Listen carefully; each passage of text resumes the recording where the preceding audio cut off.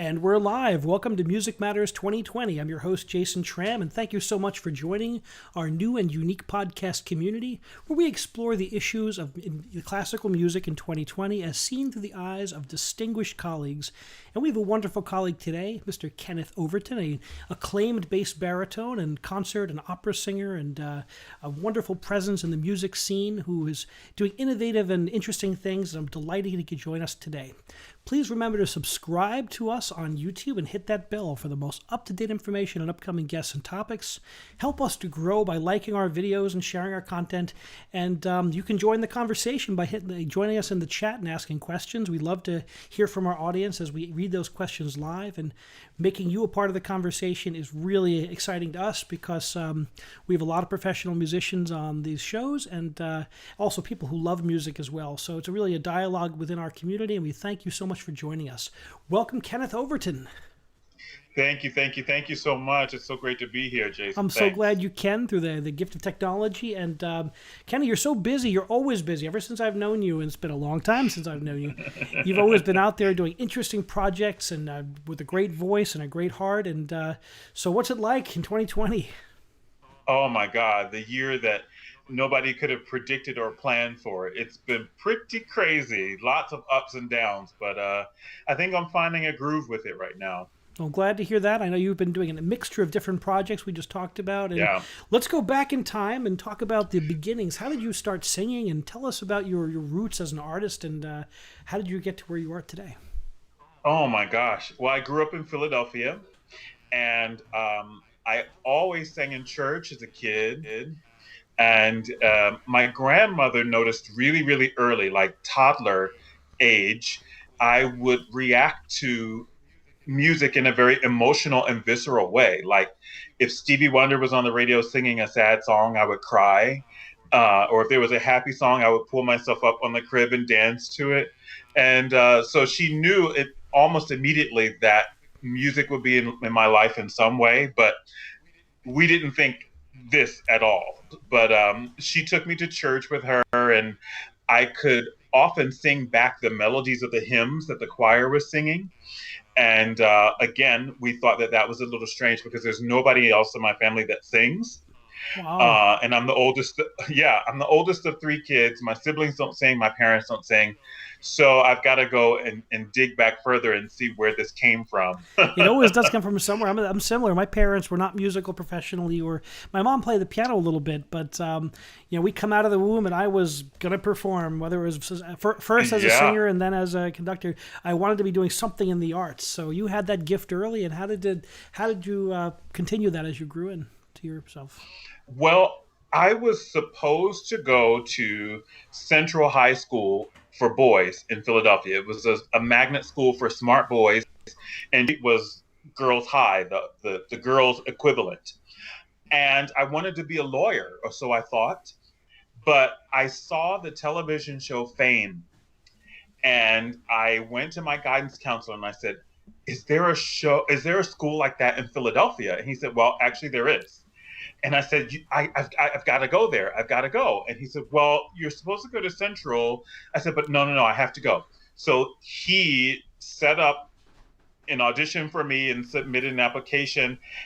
And being a 13-year-old boy, I didn't think it all the way through because I didn't ask permission from my parents.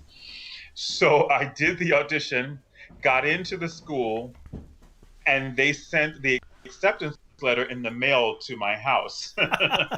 Where when I got home from school, my mother was waiting with the envelope, like, "What is this?"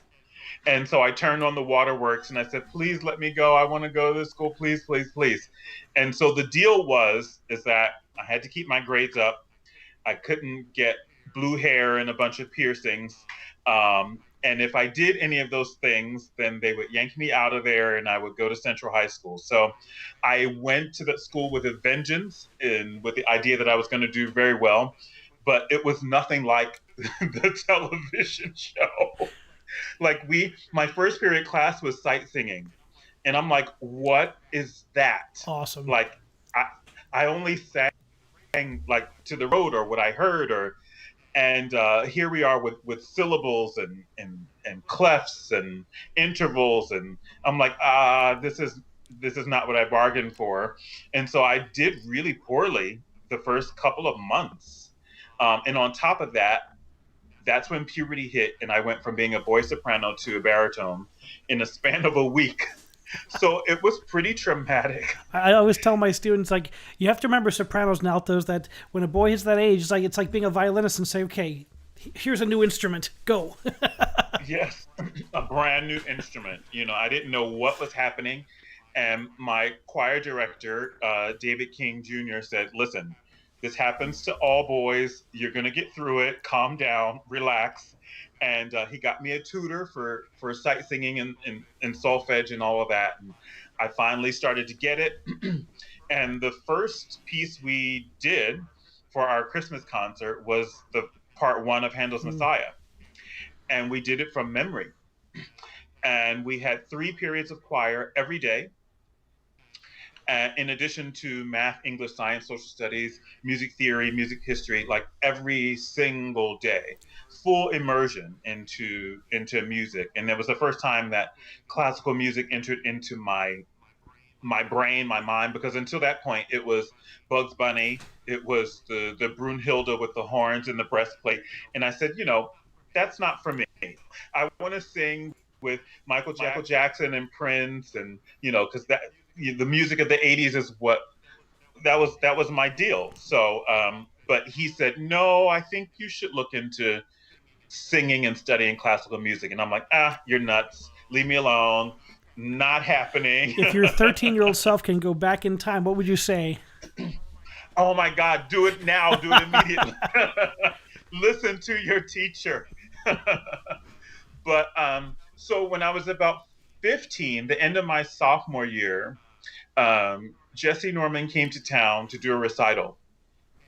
And until that point, I only heard opera singers on records because he would play records every morning before class or during class to show an example of something. Um, and she gave our choir free tickets to her recital. And he made it mandatory for all of us to go. And he said, "And Kenneth, you're going to sit next to me." And so I showed up to the recital really not pleased at all that I was being made to go to this. I didn't know who Jesse Norman was.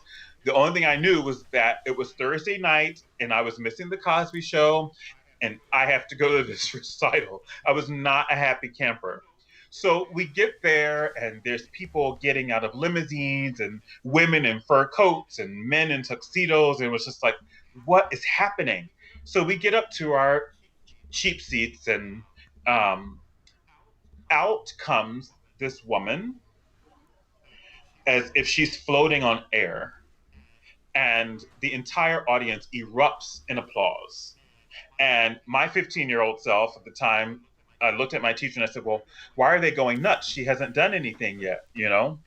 And he put his hand on my thigh and he said, just hold on. Wow. And 2 hours later, I was in tears and I knew what he was talking about. And from that second, I started going to the library and checking out recordings and watching PBS and, the whole bit. Yeah. So that's how it In started. American, I think in people growing up in America, it's different. Like I think in the European countries, they're exposed to opera younger, but I think once that bug grabs you, it is quite a pull. Once you get that initial experience. Yes, the bug, it bit really, really hard. I was driving my parents nuts um, because I was listening to now classical music all the time in the house. And then it came time to tell them that I wanted to go to college to study music. And they were like, we thought you were going to grow out of this. And so I auditioned for 5 schools and I got into all of them with 3 um, taught me Where Are You Walk of Handel. The first song in the 24 Italian songbook, Per la Gloria, and the spiritual Deep River by H.G. Burley, which I heard Miss Norman sing that night. Sure. And so I begged to learn it. And so those 3 songs got me into Juilliard and Boston Conservatory, Peabody, Manhattan School of Music, North Carolina School of the Arts, and Morgan State University. And so I ended up going to the North Carolina School of the Arts and for undergrad, and then I went to the Hart School of Music at the University of Hartford, which is now called the Hart School for graduate school. And then life started to get really strange. I didn't realize you went to the Hart School for your master's. I did as well. Yeah. Yes. Yes. Oh, I cool. remember you did. Yes. We had Ed Bulkovac on the show a couple weeks ago, maybe a couple months ago now, who was just retired as director of choral activities after an incredible run. It's a great place, and Yeah. So I have Richard Coffey is one of my choral of directors, and yeah, it was uh, Jerry. Oh my God, what was his name? Anyway, college was grad school was it was always. I feel like I've had 3 careers. Like I started really, really fast. I got into my first opera young artist program when I was just 20, and um, and so juggling that with also being a student and then trying to see what the real world was like, it was pretty crazy. Um, so yeah, it started pretty fast for me once I was in school. So what's it like to make that jump from the college master's degree to the young artist? I always like minor league baseball, getting in the trenches, learning every role, doing every concert, the elementary school performances. What's that like for a young singer? It was Chautauqua Opera was the young artist program that I was in, and we doing 4 operas in a summer, in addition to recitals, in addition to private coachings, in addition to dance classes and acting classes, every day, all day for 3 months. They told us at the beginning, they said, if you can survive this and if you still love it after this, then you can do this. But it will definitely weed out the men from the boys and the women from the girls. And it did, because I believe that of the 16 people in my class that year, only 2 of us are still actively performing. So it's quite a journey. You've got to love it. You've got to love it. But my journey from school to professional life was not easy. It wasn't sort of like the next step, because I worked in retail, because it was like, okay, well, you're too young for this, and you're not quite old enough for that. You're not mature enough for this, and I needed to make money. So I stayed in Hartford, and I got a church job, and I was working as a visual merchandiser for Old Navy and Gap Incorporated. And so during the day, I was dressing mannequins. And at night, I was either singing in the opera chorus at Connecticut Opera and singing at my church job on the weekends. And so I did that at least for 2 years, 2.5 years. And then Connecticut Opera started a young artist program and offered me a position. The catch is that at the time, they paid us $250 a week with no benefits. Meanwhile, I had to give up my 40 hours a week at Gap and Old Navy with benefits and stock options. And so I said, okay, Lord, not that there's anything wrong with retail, but I know that I'm supposed to sing. And I know that you will provide whatever it is that I need. And so I quit my job at the Gap in Old Navy, and I joined the Young Artist Program. And from that moment, I've never had to do anything else in my life except sing. I'm blessed, my friend. The Lord works in mysterious ways. I have a He does. When I made I was a high school teacher when we first met. I was singing in the cathedral in Newark, and we met there. And yes. And I was teaching high school, and I had this crazy idea. I'm like, I want to become a conductor. And I didn't know what that means. I was doing my master's. I'm going to found my own group and just do it. And I did that year. Yeah. And you were the soloist of my first performance I ever conducted. And what was the piece? We did the Mozart Coronation Mass. Ah, yes. That was literally the first piece I ever conducted with a professional orchestra. So wow. I after that I said, I want to do this. This is what I want to do for a living. So I just said I quit my high school job and started my doctorate at Rutgers, and and once I left a tenured gig, I'm like, it's okay, Lord. This is either you do it or you don't. Exactly. But and thank you for that Mozart Coronation. I've done it 5 more times since then. It was you and Charles Reed, 2 really great colleagues, and how is Chuck doing? I should have him on the show. I haven't talked to him in years. They moved out to he's teaching at a university, I think Andrews University, out somewhere in Michigan. That's where it is. Him and his wife Julie, who was a good friend. And gotcha. But he's still singing. He's still out there doing singing. I know he's teaching at the moment, but we're all kind of doing our thing. But it's a small world, and we just keep on recycling into people. I love it. Yeah, I did my first creation with you too. Oh, that's right. My first Haydn creation. I love the creation. And my first Beethoven choral fantasy. Yes. My first one with you. I learned how to conduct doing those shows. I learned, I took my lumps and I learned how to that was a time when I would spend an entire year preparing that one piece. now I get a week to prepare an opera or Jason, can you conduct this? Yes, I can. Yes, I can. But it's amazing what I had mentors. Maestro Solipini was mentoring me at the time, and I was doing my doctorate at the time, and it's funny how important those mentors are for young artists growing into it. Truly. Who are some of your big mentors? Oh, wow. In regards to conductors, I would have to say Willie Anthony Waters was a huge influence in my life. He gave me my first job. I would say Maestro Anton Coppola was a huge inspiration to me. I think I did maybe 7 operas with him, and each one of those operas I could sing almost immediately without having to think about it because of the way that he taught it to me, just cover to cover. And I would have to say my 2 high school teachers, David King Jr. and Donald Dumpson, because they poured into us a sense of you can do this, a sense of this is excellence, and we have to always strive to achieve it. So ever since I was a kid, that's what I was taught. So it's carried me through. It's carried me through. So let's talk about your developing career now. You're in career. You're Mm, starting out. You made that transition to throw caution to the wind and become a full time. yeah. And what are some of your early successes?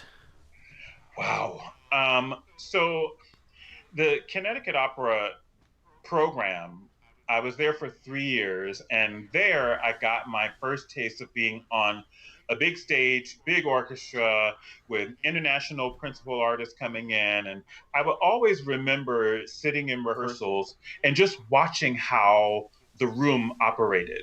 Even in rehearsals when I wasn't called to be there, I would just go and sit and watch. And that sort of paid off.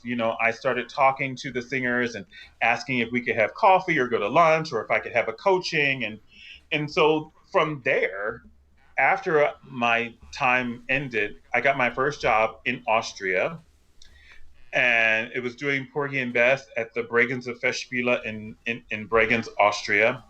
And I remember being 23, 24 years old, and it was just like, oh my God, this is my first time in Europe and doing a great show. And the Vienna Philharmonic is the orchestra, and there's all these people who are just amazing singers, and they all look like me. Like, what is happening? And it was more money than I had ever made in my entire life up until that point. And so it was crazy. And then when that was over, I got an agent and moved to New York and I was working and I sang on Broadway in La Boheme, the Baz Luhrmann production. That was a really, really great experience. And I ended up winning the Leontine Prize competition. And one of the prizes was a Carnegie Hall recital. And so that was amazing. Um, and honestly, that's my favorite hall to sing in the world. Um, thus far. I've gotten to sing in over 20 countries now worldwide, and I'm up to 43 United States. So I'm checking things off and just enjoying it. Well, you've done such. I was watching when you did. I saw one of your performances of Bohème on Broadway, and how many performances a week did you do on that production? 8. 8. How does the voice take that? You know, Fortunately, I didn't have to do all of the leads were triple cast. And so there was a constant rotation. But then when you would rotate out to the ensemble or to the acting company, then you were doing it 8 times a week. Oh, okay. But, on Broadway, it's one of the, for me, and hear me when I say this, if the right show comes along again, I would definitely do it. It's a rigorous job, but I go into it knowing that I'm working 3 hours a day. That's it. And I've got 21 more hours to rest and eat and sleep and do whatever else is that I want. It does get tiring when you've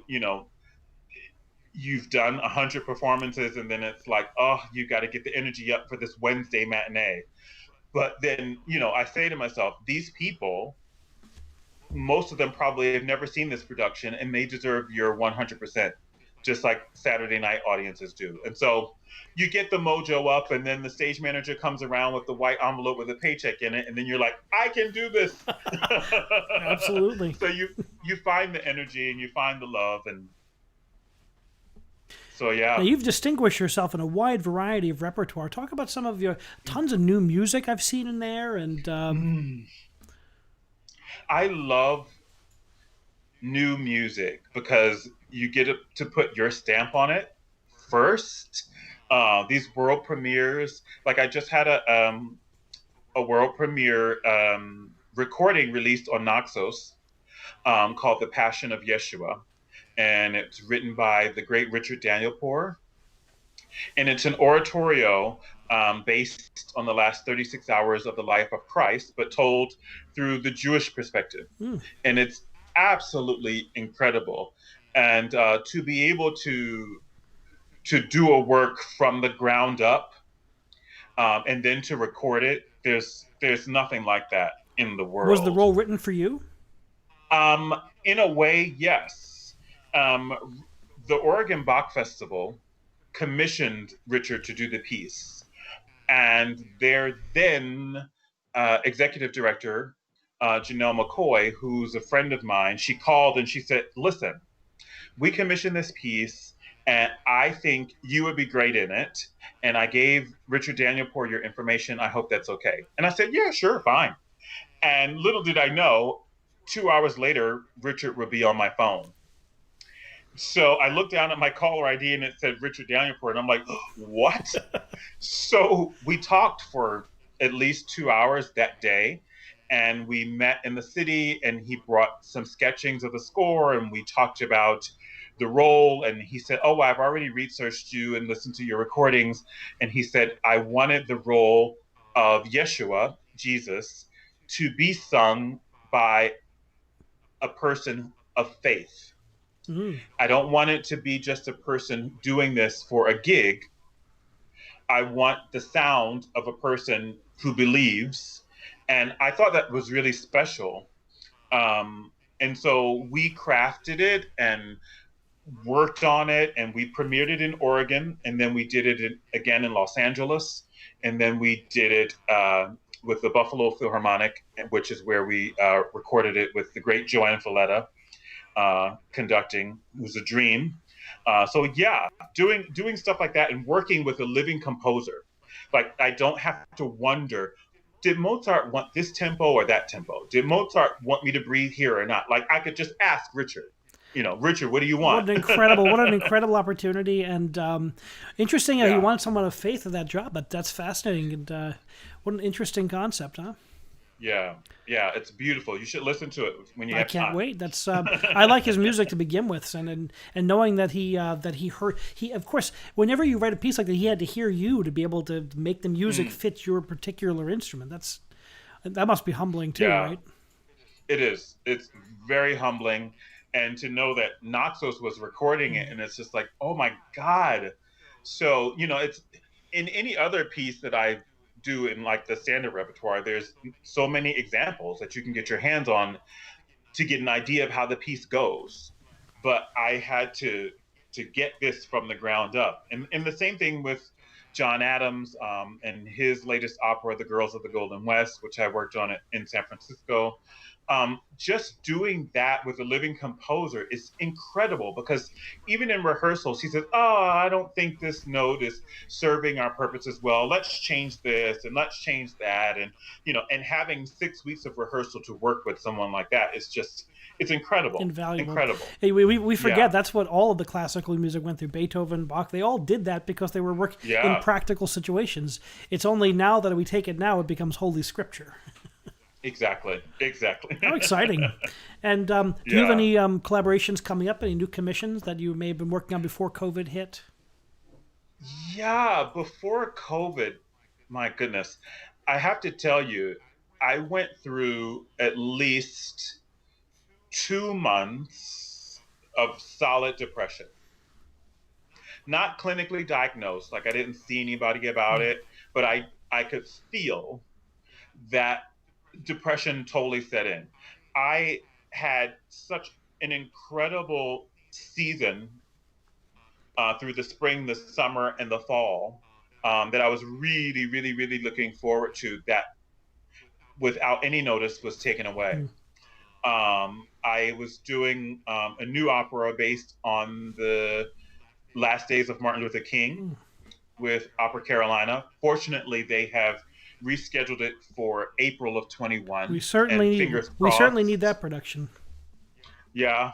And I had recitals and doing a new oratorio by a wonderful young composer named Damian Jeter called the African-American Requiem. Ooh. And that was commissioned by the Oregon Symphony and the Resonance Ensemble. And so that's been postponed. So yeah, a lot of things went by the wayside, but fortunately, there's hope that they will come to life. I did do a world premiere of a piece by Adolphus Hailstork, who has become one of my favorite composers ever.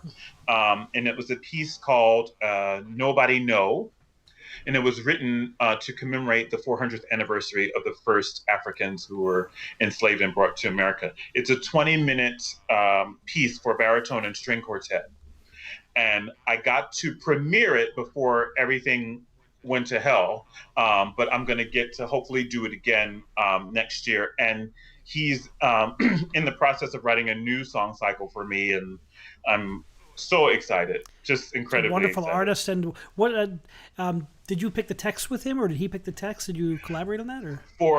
For the song cycle, I he asked me to pick it. Whoa, interesting. Yeah, and so I've chosen 5 songs by 5 different African American, my favorite poets and orators. So a song with Frederick Douglass text, James Baldwin text, Langston Hughes text, James Weldon Johnson Ooh, text, and Paul Laurence Dunbar text. sounds like a wonderful start. Yeah, yeah, crazy, right?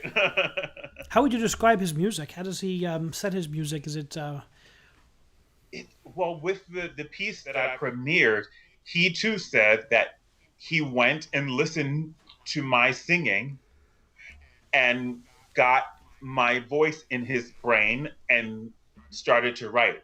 So it's the piece that I premiered is different from the other things that I've heard of him, but he, like Leslie Adams, which is another one of my favorite composers, writes so well for not only the voice but for the words.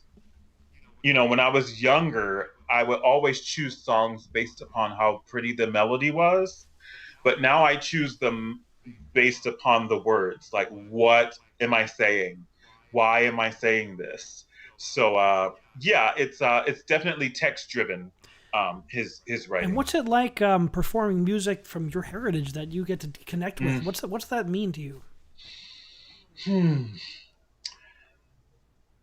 It's it's it's sort of an out of body experience in a way. Like I love planning recitals because I get to do what I want, right? And so I get all of these scores on my dining room table. It's a mess. And it's like, oh, I love these Mahler songs. Oh, I haven't sung these Duparc songs in a long time. Oh, what about this Strauss? And oh. And so I'm being studious. And what I learned in school was you get the dates of the composers and the poets. And one day, not long ago, it hit me over the head. I was writing, 1796 to 1834. And I'm like, well, wait a minute. These guys were writing this music at the same time slavery was in full effect in the United States. So I vowed at that moment to never do another recital without spirituals on it or without some representation of an African American composer.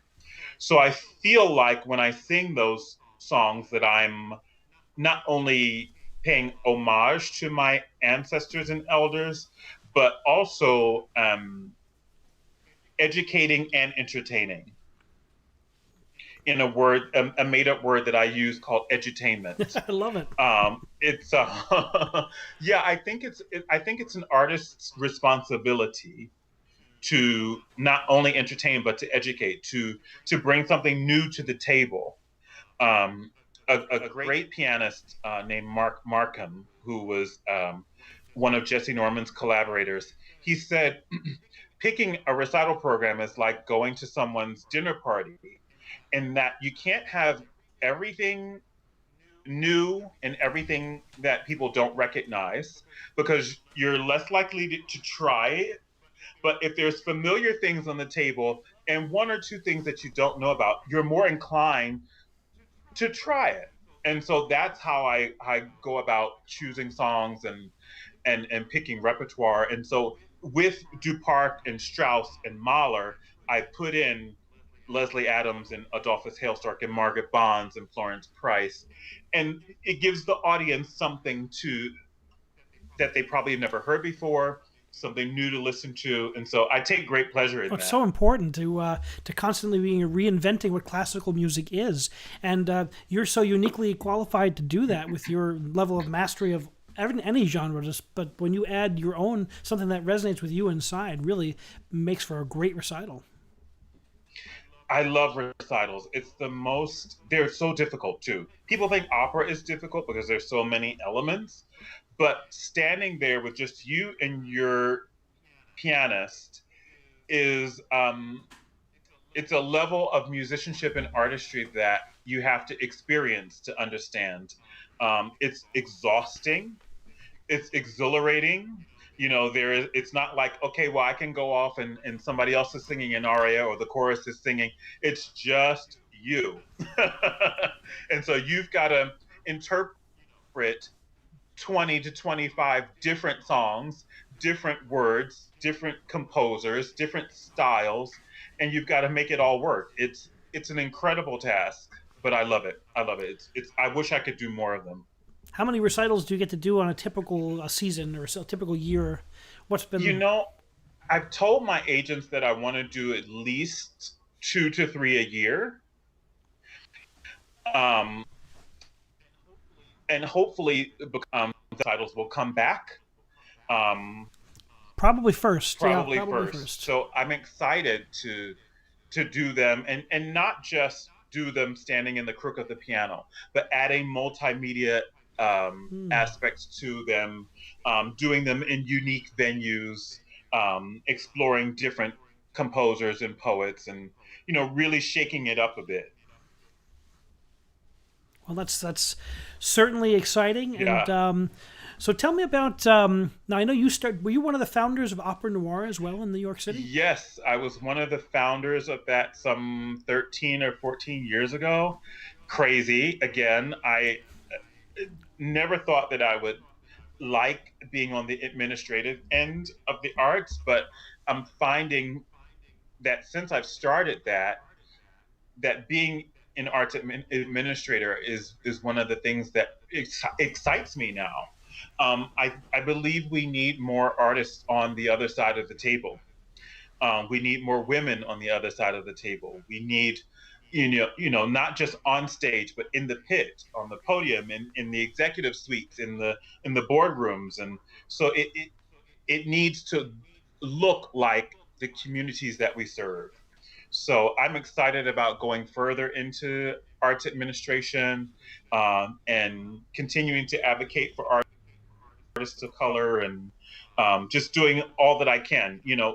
A lot of the composers that I sing now, like Margaret Bonds and Florence Price, and they all came up through the Harlem Renaissance, where artists were singing and writing what was happening in the world that they were living in. And I think getting back to that for me has been tremendous. And Absolutely tremendous. with all of the unrest and the challenges we face in 2020, what role does an artist have today? What do you think your role? What can an artist teach society? Um, because people turn to the arts in times of turmoil, in times of joy, celebration, sadness, we're the first entity that people turn to. And honestly, I don't think without the arts that we could have survived this pandemic for as long as we have. People turn to music, people turn to film and theater and visual art and all the rest of it. Um, and I think it's the duty of the artist to continue to create, continue to challenge not only our audiences, but ourselves. Um, and to be brave, to put it out there, to not be like, this is the time. This is the time to get creative. This is the time to try new things, and this is the time to speak and sing and dance and act out what's inside. I think we have a tremendous opportunity. I was telling someone the other day that the pandemic, as tragic as it has been, um, with not only loss of life and loss of income, and not all of it has been terribly bad. I've found so many new ways to be creative and taking the time to learn new skills. And I've gotten my Rosetta Stone subscription and learning Russian. And, it's been a time of great learning and self-reflection and putting my art out there and pushing the envelope. Yeah, it's incredible what people are doing. One of the reasons I started the show was after my COVID depression passed. I think we all went through that process.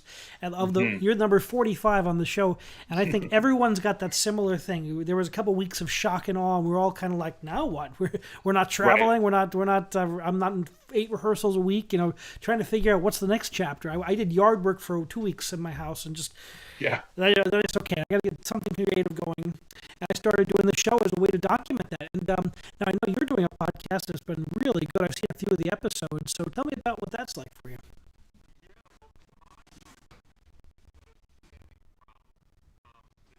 On. And the documentary is called Black Opera. And it's about the six first Black operatic superstars. Simon Estes, Leontine Price, Martina Arroyo, Grace Bumbry, Jesse Norman, George Shirley. And originally, the idea was to get their stories from their mouths, for them to tell their own stories and not sort of us digging through the archives and piecing together their lives. We wanted to go to them and have them tell it from their firsthand perspective.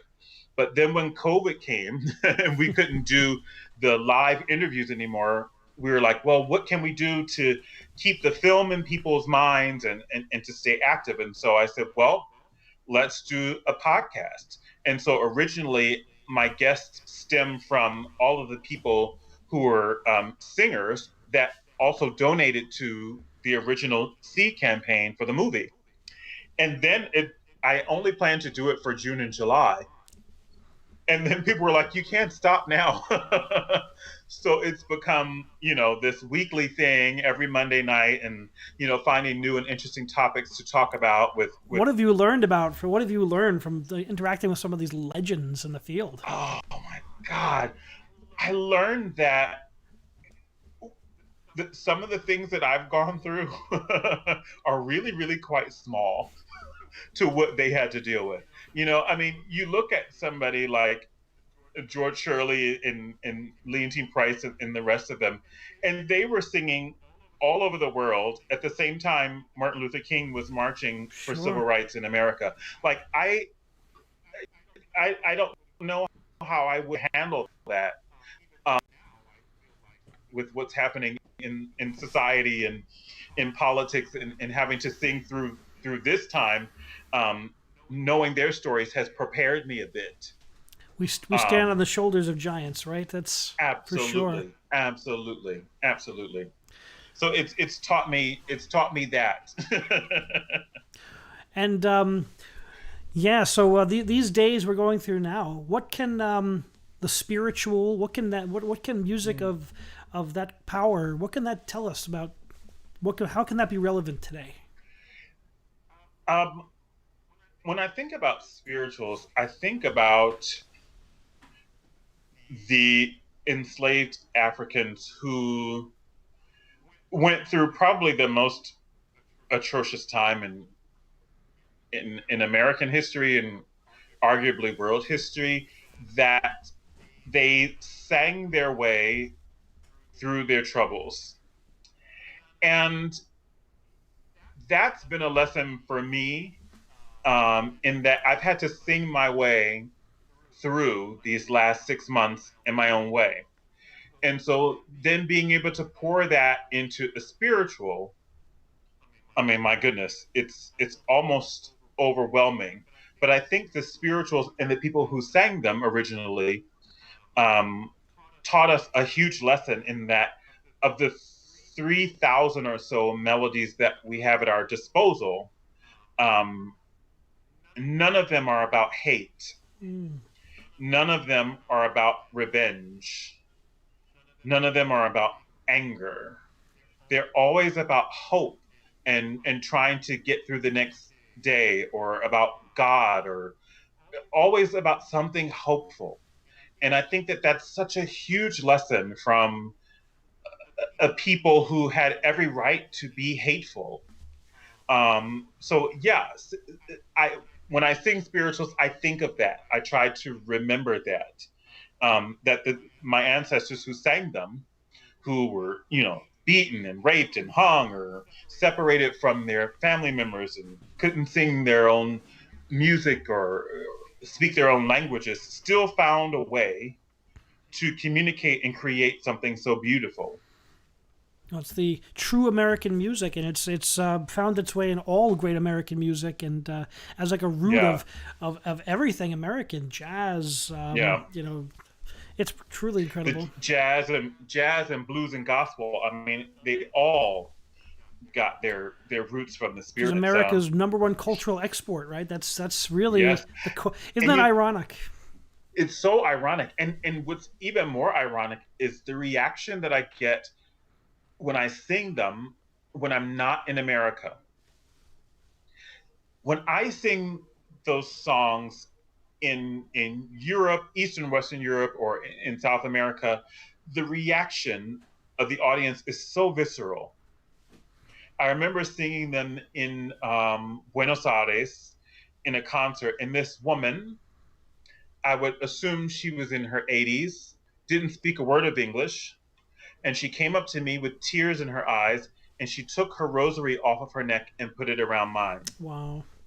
And I knew that maybe she didn't understand what Deep River, I Want to Cross Over to Jordan meant in English, but it's what you feel. And so these songs go straight to the heart and to the soul of anybody who's open enough to listen and to receive them. As a choir conductor, spirituals are the core of repertoire of any concert. Just because it's just great repertoire. Yeah. But my goal this year is to really to add perspective to my students, so they dig deeper. That it's not just a great melody with a nice chord progression. It's got a great Right. rhythmic sense, like the Moses Hogan spirituals or the concert settings of these spirituals. But to Yeah. really dig into the context and the perspective. And that's one of the reasons.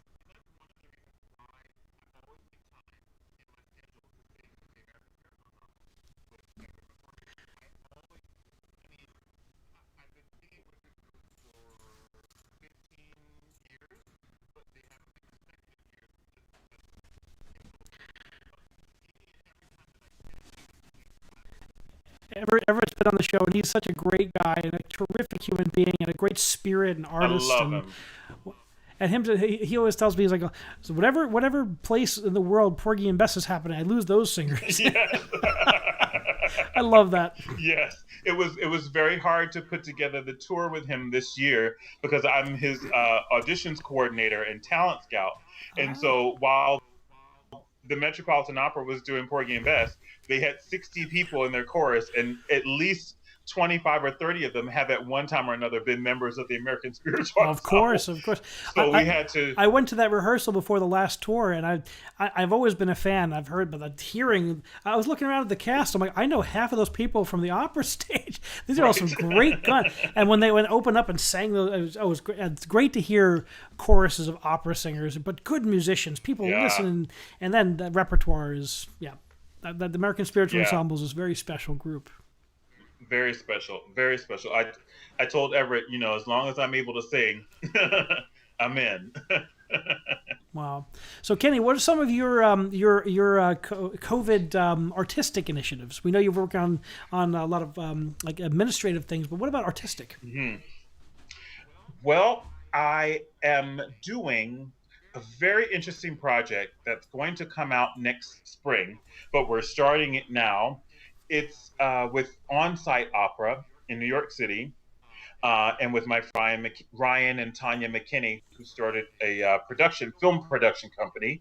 We're creating a walking tourist app for New York City, where the listeners will go to places in New York City that have historic African American reference. And in those spaces, I will be singing music that pertains to those areas. And so, working again on this, where I'm picking out repertoire and then learning it and then possibly recording the repertoire and then going into New York and filming on location and putting it all together so that it fits in an app so people can use their phones and tour around New York City for a musical experience.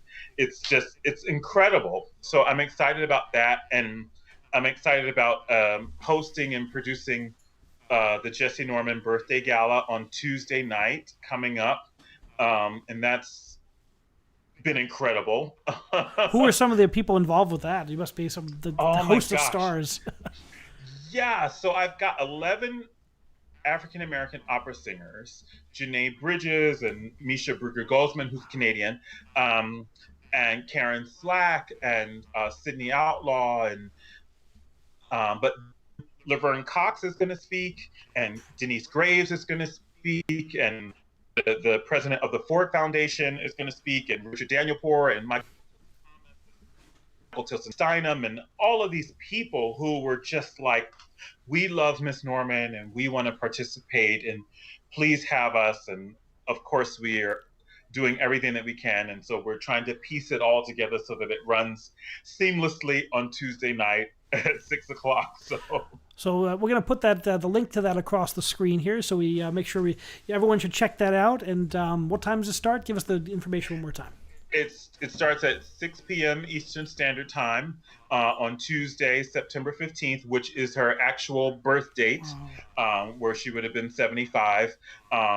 And so, yeah, you can watch it on our website at blackoperafilm.com or on YouTube or on so many different Facebook pages. So, yeah, you can find it.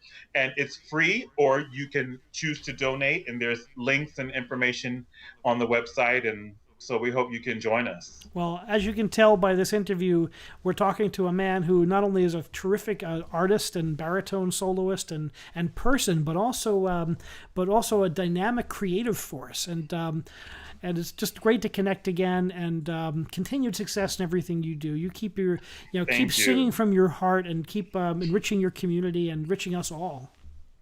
Absolutely. Thank you so much for having me. It's been a pleasure. And we've got to do something together soon. We're going to talk about that very soon. I've got some ideas. So, Kenny, thank you so much. Awesome. Wish you the best, and we'll be in touch. Thanks, man. Take care. Thank you for joining us for Music Matters 2020. It's been another wonderful conversation. If you enjoyed this show, please hit that subscribe button. And we've got our next show is on Saturday with veteran tenor Ronald Naldi, who's been at the Metropolitan Opera for over 25 seasons and a real close personal friend of mine. I can't wait to pick his brain for an incredibly long career, an interesting artist, and wonderful perspective. Please join our community, invite any friends, and thank you so much for joining us tonight. And remember, keep music alive. Good night.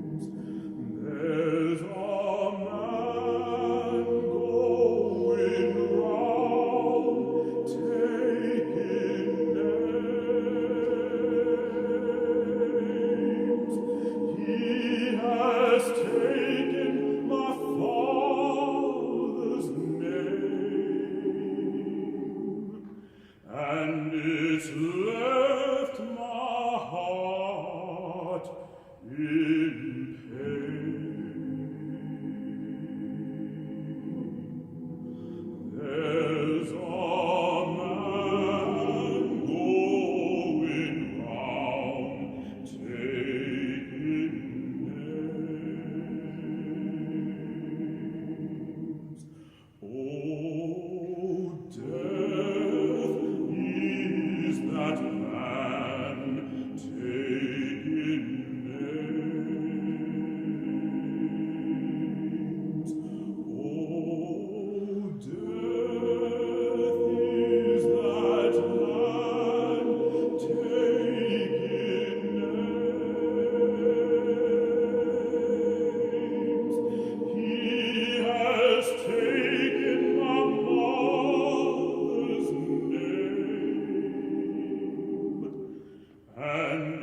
left my heart in pain.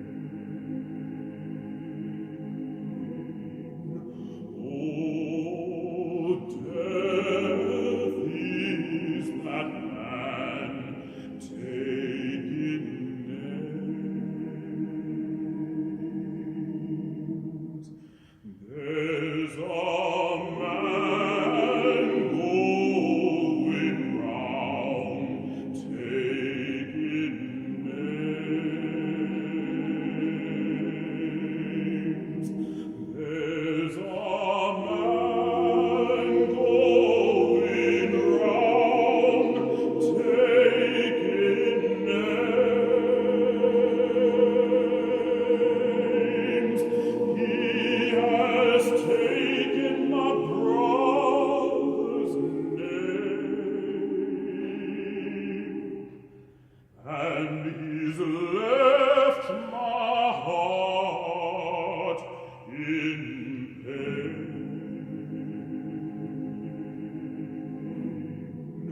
Oh, death is that man taking names, taking names.